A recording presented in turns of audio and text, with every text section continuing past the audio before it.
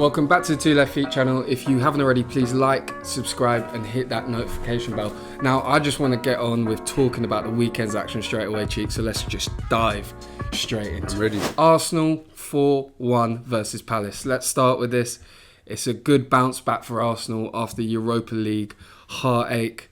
That was painful to see us lose on penalties. I had a feeling we were going to lose on penalties, but I had a feeling we were going to win on Sunday, and we did. And did we not just smack Palace? Yeah, I'm not going to lie. I'm happy about the result, happy about the response, but, you know, for Patrick Vieira to be sacked, the way he was sacked, I was just obviously wanting him to kind of stay there, finish his project there. And I feel like, yeah, it was a comfortable situation walking in, playing that team. They've lost their manager, probably didn't have enough time to kind of prepare for us and settle down. But yeah, we took full advantage. And yeah, it's a great performance. Salah, 2 goals and assists. I think it kind of... Salah? Oh, Saka. Saka. My guy Saka. Apologies. Yeah, I think it's confirmed that he's probably like top 3 winger in the world right now. I'd probably say. Really? Yeah. Let's expand on that. Saka, top 3 wingers in the world. Who do you think's next to him, winger-wise? I think Rashford's there, next to him, probably a bit below, in terms of all... Top 3 in the world? Yeah. Based on form. Yeah, of course it's based on form. Yeah, like, you know, he hasn't really achieved much. Like, yeah. You know what I mean? So... Okay, who's the third, do you think? So for me, it's like, the top 3 is probably like Saka, Vinny. Vinny's the best. Saka's up there. And what's that guy? Kvaratskhelia, the guy at Napoli. Oh, Kvaratskhelia. Yeah, Kvaratskhelia. Yeah. No, him. I think on form, those 3 are probably like the best. I'll tell you what, Saka did kind of. He just had one of them games where it's just like, yeah, he turned up, done the business. Don't doubt him for a second, because look at the performance he put in. Yeah, like, it's not just his goal scoring and creating chances. The guy is like literally making the right decision every single time. Obviously, it's all nice. Like, I think players like Rashford will kind of disappear for the whole game, but like he'll bang 2 in, and they'll be amazing. Yeah, it'll be amazing, and you kind of forget the performance from minute 0 to minute 90. It's like, yeah. But obviously, no knock on Rashford. Rashford's a quality player, top 3 in the world as well. So. Yeah. Who else were you impressed in that game? Obviously, Palace weren't at their best. It's kind of understandable. They just got Big Pat sacked. They didn't hear our hashtag Save Vieira. It didn't blow up. I mean, we were trying to campaign for that, and I created the short too late, so that didn't go very well. But obviously, yeah, Palace aren't going to put in a performance with a caretaker manager. Sometimes it does happen with teams, but if Vieira is my manager and he got sacked, I feel disheartened. Yeah, imagine Roy Hodgson comes back. I just feel... He's coming back, you know. He's 75. Yeah, like he's coming back to Palace. Yeah, caretaker. Seriously? Yeah, you didn't know that. They're in talks right now until the end of the season. Like, how I don't understand. I like Roy, but that would make going from Patrick Vieira, a younger manager. Roy done pretty well at Palace, but like his time was done, and then it's like kind of let. I don't want to say let sleeping dogs lie when talking about Hodgson, because he's Roy from Croydon, but it's kind of he's done it now for Palace. Like, it's kind of just be like, oh, we're back doing this. I like the change of Pat. 100%, they should have kept Pat. I feel like if I was a player in that dressing room, I'd probably be a bit kind of bewildered and kind of questioning the ownership. But yeah, look, it is what it is. I'm not really too worried about Palace. Obviously, they're one of the teams I looked out for, but probably not anymore. From that performance, was there anyone else that impressed you in that game? I started the question, I went on a tangent usual. Who else impressed you in that game for Arsenal? Tompkins. Yeah, Tompkins was... James Tompkins. You know what, yeah? He plays for the Eagles. No, he was playing for Arsenal that game, I swear. He was playing for Arsenal that game, I swear to God. But to be fair, like, as soon as I saw that guy in the lineup, I was like, yeah, look, it's reps. Yeah. It's reps. Joe Ward and Tompkins next to each other, it's just reps. But anyway, yeah, all jokes aside. What other Arsenal player? Apparently, Tierney came on, did really well. Yeah. Set up that... that cutback to Saka was lovely. I really don't want him to leave, but I can see him leaving now. You know what? He should leave. I love him. Like, he was one of the people that I wanted to have a shout for the captaincy. He loves Arsenal, but at the end of the day, he's 25, 24. Yeah. He's got to start playing, and he's just not fit enough to do that at Arsenal, especially in this system now. But yeah, no, he kind of rolled back the years, if you like to say. But the player that I like the most is Rob Holding. I think a lot of people were even like messaging me and being like, "Oh, I can't believe Holding's playing." I saw a lot of abuse on Twitter, and I was just like, why is there so much negativity? Like, the only problem I think I have with Holding is that his lack of pace, and obviously, if we're getting counted, he's not going to be able to keep up with the likes of Zaha or Elise. But, you know, on the ball, I rate Holding as a footballer. He's got some decent technical ability. He had a lot of like switches, played a lot of quite good progressive passes. So yeah, like he's a standard player. He's not the best backup, but he can do the job. You know, I probably worry against teams like Liverpool. Arsenal doing the business, and 8 points clear before the international break. We will take that, son. We will take that. Now moving on, bit of FA Cup madness. Had City put 6 past Burnley, a very good Burnley team who are running away with the Championship. Yes, I know it's the Championship, but they're still doing really well. And then you had United beat Fulham, had Brighton run over Grimsby, and Sheffield United won as well, I believe, which has set up ties for Man City versus Sheffield United and Brighton United. Bit of madness, the Willian handball. Mitrovic trying to bang up a referee. Although William's been brilliant for Fulham this year, I did think to myself, still, thank God he is not at Arsenal. Yeah, like, you know, he's been playing well this season, but at the end of the day, I don't understand why Fulham just capitulated. They were playing so well. United were playing dog the whole game. Like, I think this has happened a lot this season, where I think it's just a couple minutes of madness from the opposition, and then they let United back into the game. But I don't know, like, it's a Stonewall penalty, Stonewall red card. I don't know why. Is it Marco Silva, the manager, is getting... He gets really riled up. He's like a angry Arteta. Yeah. Like, I rate the passion, but like, I don't even know why Mitrovic is getting so angry, because you can't see from the halfway line. This happened on the other side of the pitch, and you're just going off what you're feeling. I don't know what. Apparently, he's going to get a 10-match ban. That's the rumour. Nah, I think that's bull. I don't think it's worth 10-match ban. Like, he was a bit aggressive to the ref. He turned him round, which he shouldn't do. It's worth a red card. The thing I don't like is the, you know, shouting in his face, making the guy backtrack. But I think you should get a bit of. Then why didn't Bruno do it? I feel like Bruno was just as aggressive, but it's just because it was. No, I think Bruno should have got a ban for that as well. I don't think you should be able to put your hands on the ref.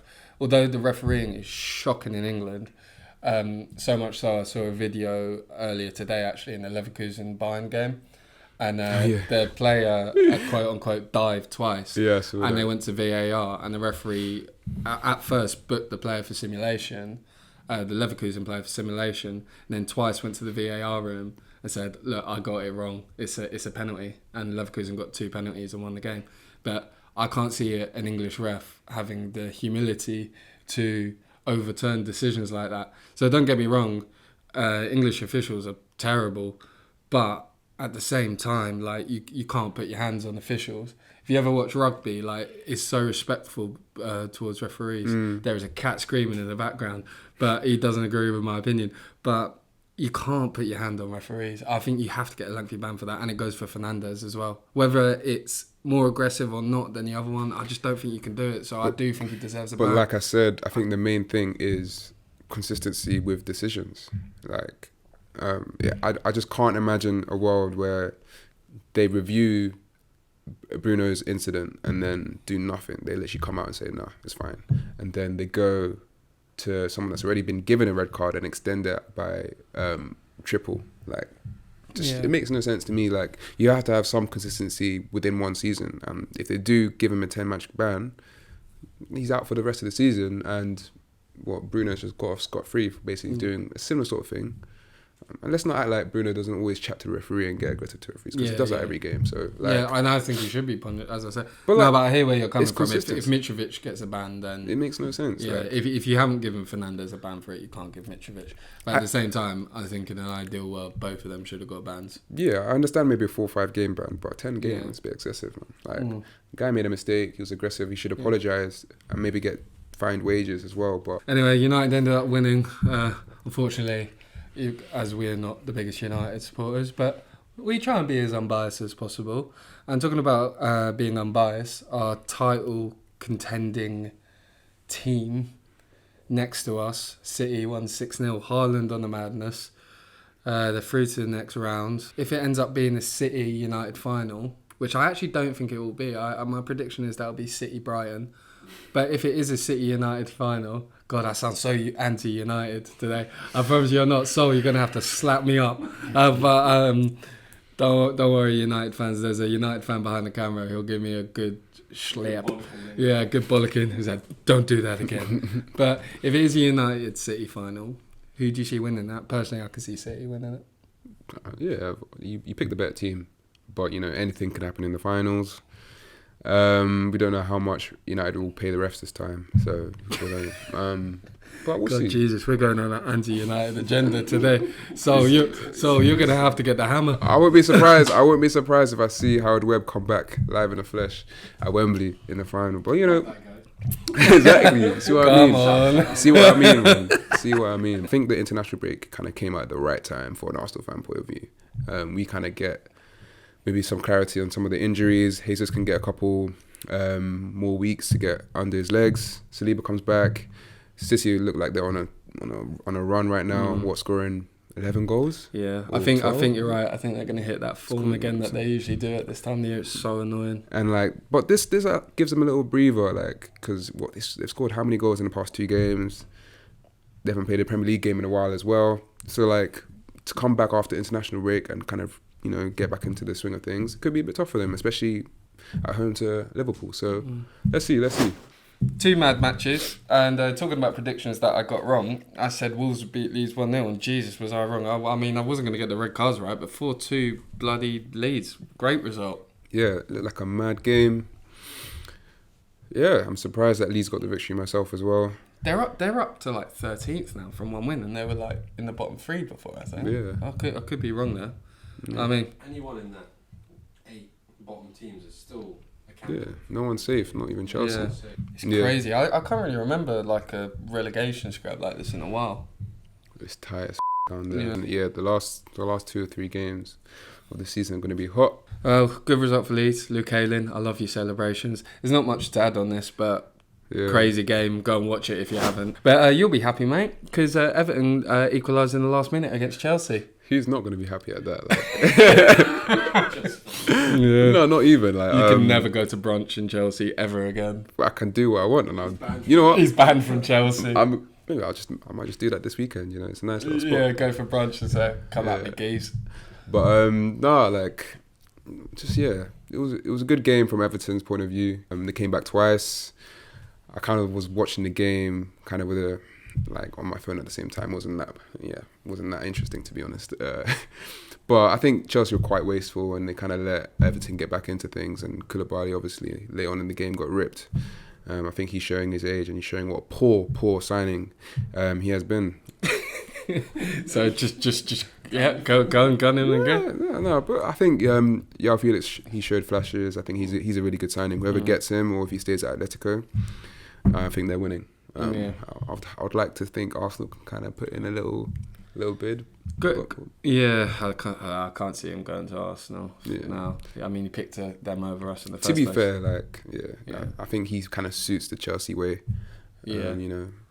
Didn't his wife get bagged by his teammate or something? Yeah, we said Pedro Porro has the chest boxing in the first week, didn't we? Yeah, man. That wouldn't happen at Arsenal. Yeah. Community, they just go swinging together. Keep it PG, mate. They did drop the bag a bit in that game, but I just want to touch on one quick thing. Havertz's penalty. Now, did you see the way he ran up? Yeah. I'm starting to think he paused. He pretty much stopped his run up when he took that penalty. Yeah. I watched it and I thought, ooh, are we getting to a point where we need to change the rules on penalty run ups? No. You don't think so? No. I thought he paused for way too long. But he didn't pause. We're changing all the rules. I mean, they're even bringing in new laws after Martinez in the World Cup final to stop goalkeepers getting in players' head before penalties. So they're just reducing all the things that keepers can do, but players can pause for about 10 seconds whilst taking a penalty run out. I don't think, and that's not punish or change. Everyone's just going to be bagging. I don't think he paused for that long. And if you study Havertz, you should know that he pauses kind of not even at the last second, but kind of halfway through his run up. He kind of does a little quick step, kind of slows it down, looks at the keeper, and then he goes to strike the ball. So like, if you're a keeper, you do your research. You know this guy's going to pause or going to kind of... It's not the fact that he pauses, it's for how long he pauses on the run-up. You're not supposed... Again, you've said it there. Like, you can't pause. You can't stop once you start your run-up. And yes, he isn't technically pausing, but it's too long. I don't know what rule you implement, so this is just me on the top of my head. But it's too long. Like, goalkeepers are good. I'm not even a keeper, but a keeper's right. Come on. Like, you got to... Like, keepers can't get everything taken away from them law-wise, and then players can instantly go into slow motion for like 10 seconds and calculate in their brain and see which way the keeper's already instinctively dived to. I think it's ruining penalties, and I won't stand for it. I as much as I dislike Chelsea, I'll probably keep that. I think the penalty was fine. I think you just got to do your research. It's a game. It's a chess match. Penalties these days. I think Tony kind of does a similar sort of thing.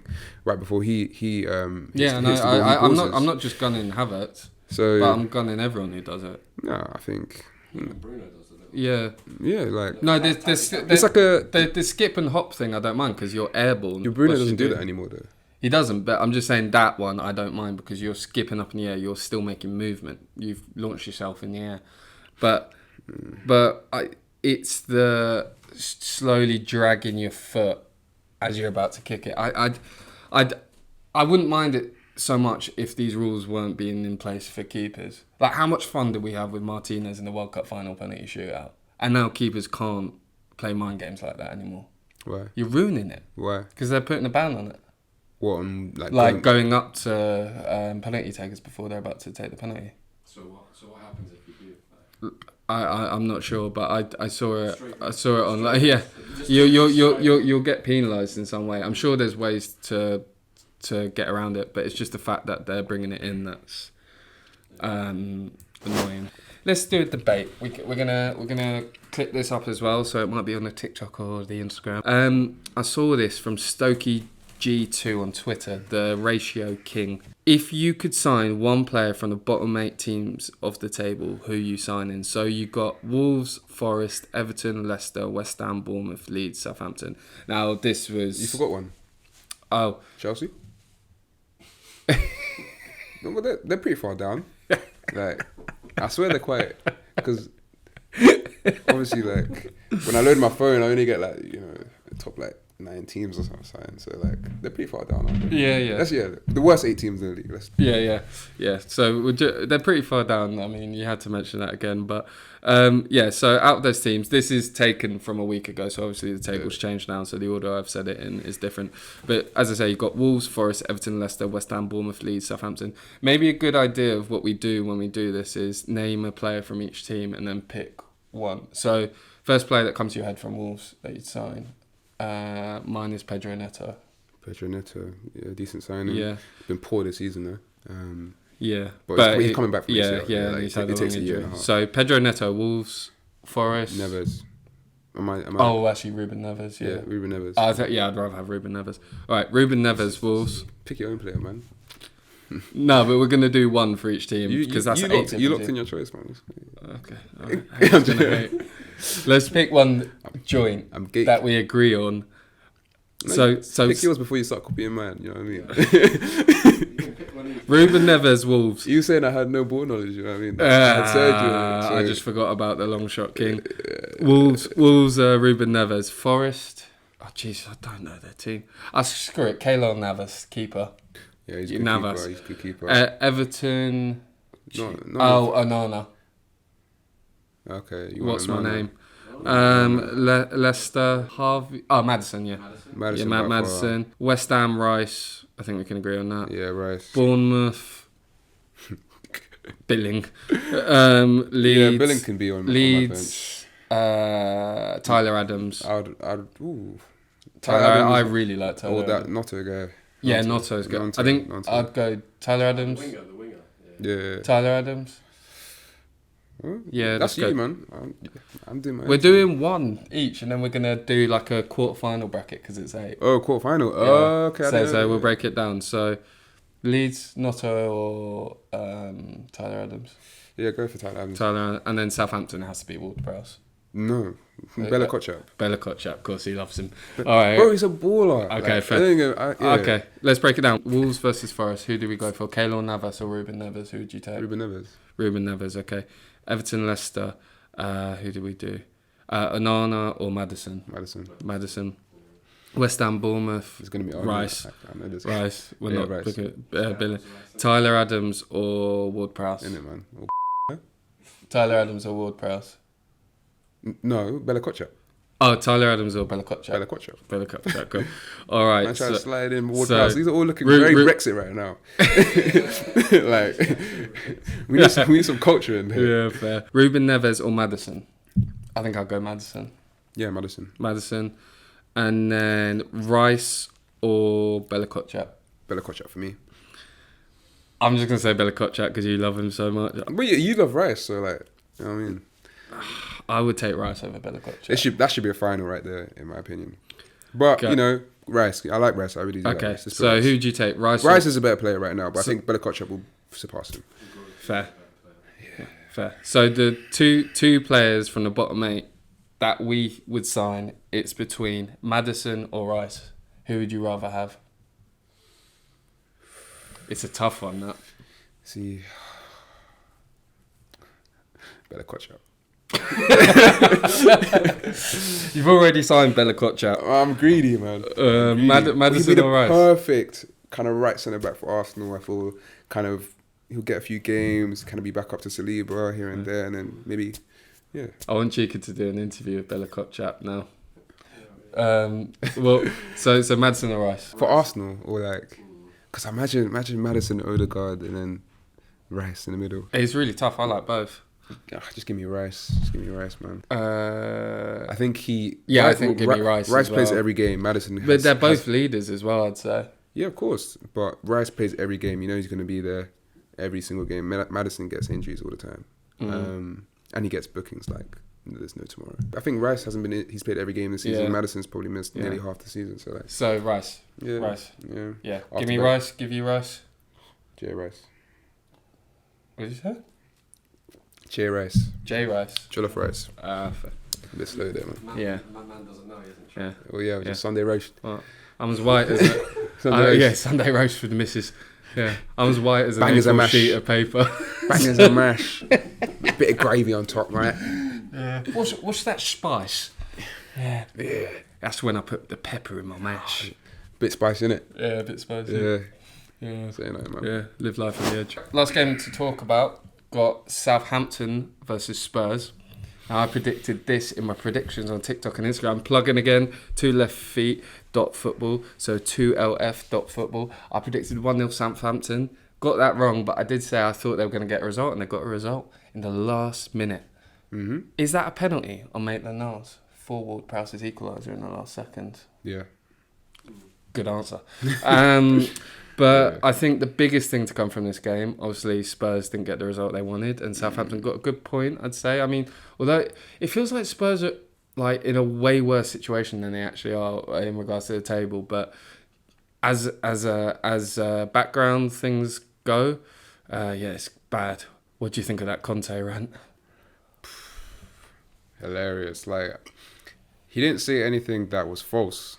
Like, everything he said was basically word for word facts. Everybody's known that for a while. Even Tottenham fans know it. But it's just, in this day and age, you just don't do that. I don't know what he's saying to the players in the dressing room, but yeah, it puts the ownership in a very tough position. Do they sack him or just leave it to the end of the season when his contract runs out? But it almost feels like he's looking for it. Like, he's looking to have an early holiday and get a payout. I don't blame him, man. I'll be running the other way as well if I was at Tottenham. Like, See, my theory on it is you saw him on that Ryanair flight. yeah. I reckon he got charged for overhead luggage. Like, he got charged an extra £100 and he's fuming. I mean, I would be that angry if I was on a Ryanair flight. So I wouldn't blame the situation at Tottenham for his rage. He was just looking for away to vent because he got his priority pass and then he had to pay for the extra luggage and then the leg room wasn't great. It was an uncomfortable seat. He couldn't watch his Italian soap operas on the plane. It was probably a nightmare. I get that angry when I'm a Ryanair flight. If I go on holiday, I need a day to recover. He goes straight into that Southampton game, concedes in the last minute. Of course you're going to be pissed off. All jokes aside, though, like I don't know if you could tell, but I'm just got such great banter. Cheers to that. Cheers to the banter. I think most Spurs fans would agree. Like a lot of what he's saying is right, but you just can't come out and say that. I said this in the Liverpool short and the Liverpool podcast last week. You just don't know. Well, it is with Spurs, and I don't think it's the actual club. Conte's going on about the club. He did mention the chairman, but I think it's just got to do with Levy more. I don't think he knows what Levy doesn't know what he wants. All he wants to know is that he's head of the table. He's the man in charge. Oh look, I'm not going to sell Harry Kane. I'm a man of power. Should have sold him. Should have rebuilt. Should have reinvested that money in the squad. Give another go of rebuilding a squad after selling a big player, Bale. I know it didn't go well was it 2011 Bale left? Well, when Bale got sold, cash in that money, rebuild a squad, bring a manager, build a project for the future. That's the way it should have gone. But Levy I'm not even a Spurs fan and I'm getting mad. Levy wanted to show that he's the man, he's got big balls, he's the top dog. But you sell Harry Kane, he's coming into his 30s. Do you? Yeah. Well, I think you've got to sell him now. You've still got a very good player in Son. You've brought in Richarlison. Really? Have you seen Son this season? No, but in general, Son's best season is because of Kane. You know. Like, I'm not saying you do not sell Kane. He's basically the second best player in the league. I'm not saying that Kane's not a bad player. He's irreplaceable. Yeah, he is, but I think you look at the situation now, and I think Spurs need a whole revamp. They brought in Conte to win trophies, but clearly stuff is so bad behind the scenes that they need a whole massive change. No, they need to. I'm not going to be biased, but like obviously I hate Spurs to a certain degree, but like they are in the middle of a rebuild. They just don't have a manager that is good with rebuilds. Like Conte's never been to a club and changed them completely. He's gone into the club with already world-class players there. But it's not a rebuild if you hire Conte, because hiring Conte isn't a rebuild. That's a short-term project to win a trophy. Of course. But they literally signed so many players which would be perfect for a rebuild. But why sign these players if you're going to bring a short-term manager in like Conte? And then when you bring in Conte, who plays 5 at the back with wing-backs, why do you not invest in proper wing-backs? Doherty, Emerson Royale. The only decent wing-back they have is Perisic. Bringing a manager that can build a team, build an identity. They've brought in these short-term defensive coaches in Mourinho and Conte and thought it would work in the short term. It hasn't. Scrap all the plans. Maybe not sell Kane then. But I think selling Kane is a good way to reinvest in the squad. He's coming to the end. Buy younger players. And Spurs won't want to admit it, but look at what Arsenal have done. And Levy just doesn't know what he's doing. It's a gradual process. Obviously, I think the past 2 or 3 managerial decisions that they've made, Nuno Santos, I think he showed obviously flashes of his brilliance at Wolves. Followed up, he followed Mourinho. Yeah. So Mourinho was even he was a defensive manager. Yeah. So like they really need to go for a young, exciting manager. There's not really many about. There's talks of Poch coming back in. I'm sure a lot of the Tottenham fans would love that, but is that really going forwards? Is that really leaving your culture in the past of bottling positions in the league, bottling trophies year on year out? Because he was a part of that, and he bottled the league at PSG, which is like you just don't do. But I think Poch helped give Spurs an identity, like a feel, a vibe. Yeah, they came back to being a moderately successful company club. Yeah. But you can't sell Kane, man. If you sell sell Kane, that rebuild is gonna be happening for like 10 years or maybe 5. But Kane's going to leave eventually, and then what do they do? He's going to leave or peter out. His career's going to peter out. But at the same time, he's the captain. He's basically the captain of that club. I don't believe that Lloris is actually the one pulling the strings there. He sets the example in training. He's a good trainer. He's the best player, probably top 3 in the league. He's got- You lose him, you literally lose all character in that dressing room. You don't replace it. It took how many years for Arsenal to get a certain leadership group back in after we sold all our captains? Like, you just can't do that. You can't do that. Personally, I would have sold Kane and reinvested in the squad and tried to reinvest better than they did. Last time they did that, they just failed. Yeah, Yeah, but half the signings that you probably make aren't going to be up to scratch. That's just 50, it's literally 50-50. But then- The signings are literally 50-50. It's a gamble. Yeah. I would have sold Kane, but then again, I suppose the argument in regards to that is you need a backroom staff and you need scouts and you need a manager to hire that can lead the rebuild. So you need to have a plan in place. So in a way, I do understand it. As a Tottenham fan, if you were a Tottenham fan, put yourself in them shoes. You would sell Kane. I would have sold him last year. Yeah, For how much? you would have got stupid money for Kane, 150 mil. That way, you can invest. I don't think it would have got 150. No, I reckon they would have got up to 150. I think you get 120. I don't like Spurs, but like Yeah, like I can. They wanted I think 150. Harry Kane is one of the best strikers of all time. And you want to get rid of him as a fan. But you get that money, you rebuild because Rebuild what? because what player are you going to get with it? my old man is a Spurs fan. Ooh, dropped the ball, and he even said that Son and Kane have bailed out this Spurs team for like the last 3 years now. For the last 3 years, you're almost neglecting the rest of your team because you're so hung up on Kane, and rightfully so because he's a brilliant player.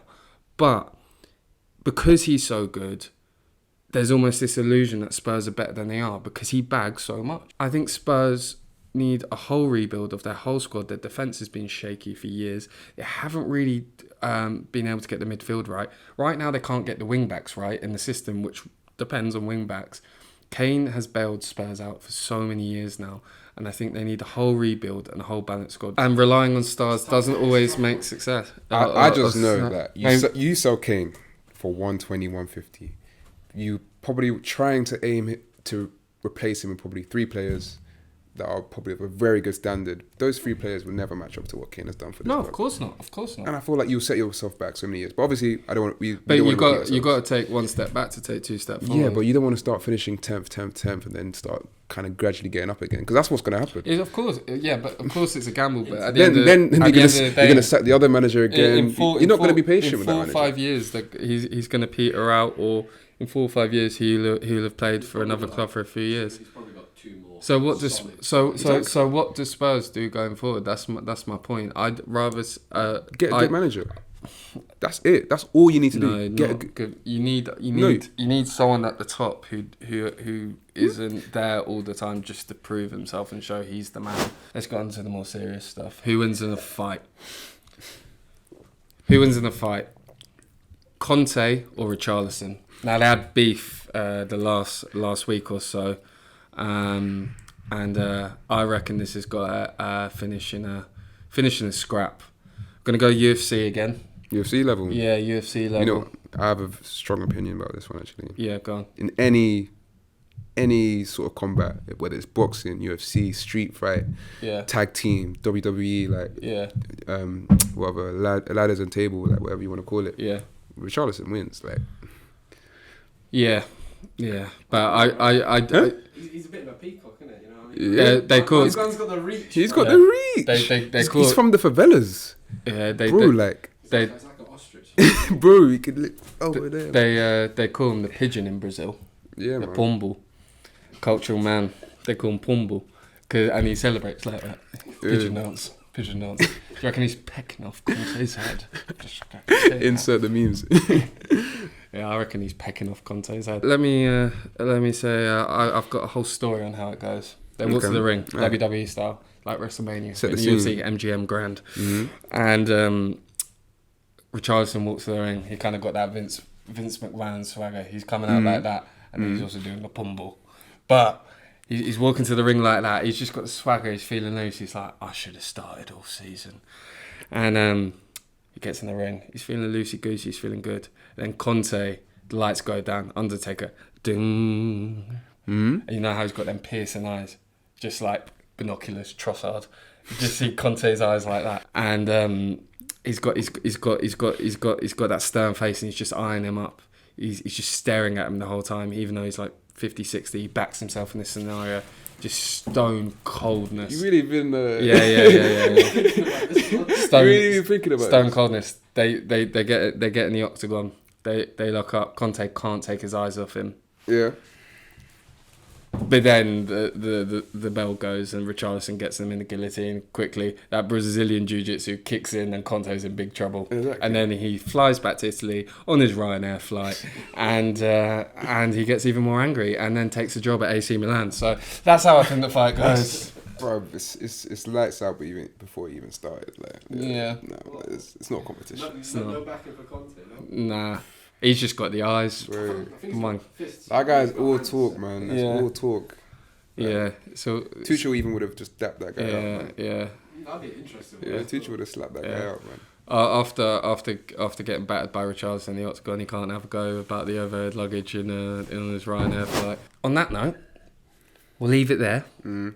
That was a good talk. I didn't think we'd get so into it about Spurs.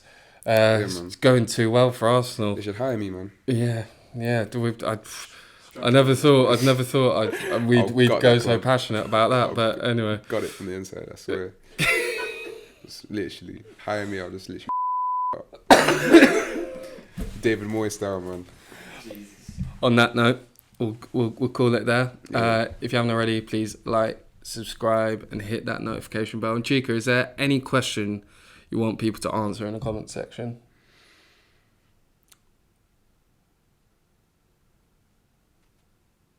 No, we'll leave it there. And try it. It's good for your throat. What's that, carrot? No, it's Carrot. cinnamon. It's a carrot. Cinnamon. It's alright, you know.